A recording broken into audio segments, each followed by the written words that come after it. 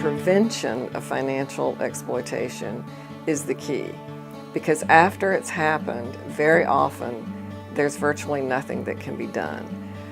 It's even difficult to prosecute, because if someone was competent when they made the arrangements that resulted in the exploitation, or if they were borderline, or even if they were not competent, it's something that's difficult to prove in a court of law. It's important as detectives to go out and sit down with people as much as possible, if you can, and explain to them how they can become victims and how to prevent themselves from becoming victims. Getting the word out there, alerting seniors as to some red flags, some things to do or not to do that would make them more vulnerable, like putting a person on your checking account and not having a third party to review those financial statements. Making sure that other family members are involved, or if you don't have family, maybe a financial person and an attorney to double check what's happening. It's important to be informed and be aware of the local resources that are available to seniors, so they may be able to refer them for assistance or information. We do have a very good foundation of elder services, including services for elders who are abused in this state. However, I think we need to do a lot more with prevention.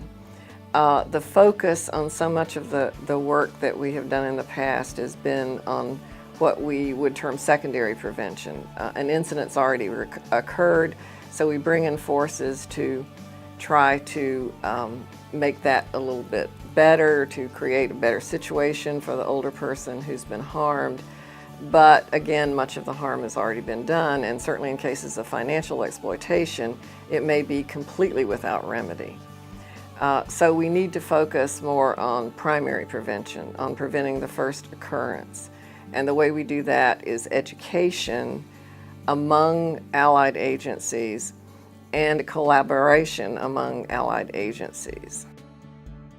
Collaboration is critical. We will not be able to do our job without our partner agencies. You have an interdisciplinary team, which we call adult protection team, and we have meetings where you have different groups. You have social workers, you have law enforcement, you have sometimes the VA, different advocate groups. You have Department of Elder Affairs. So everybody looks at things a little bit differently. You can get together and collaborate. You can kind of capture every piece and work together to really help the victims.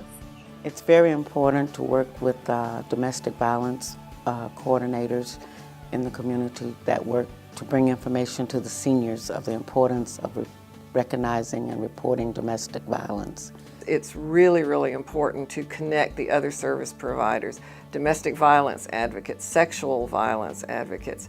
Unfortunately, those advocates have a much greater role to play in helping elders these days. I say unfortunately because we know now that older people are subject to sexual abuse, are subject to domestic violence.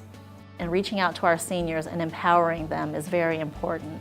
We want them to be encouraged to feel comfortable in reporting any abuse, neglect, or exploitation.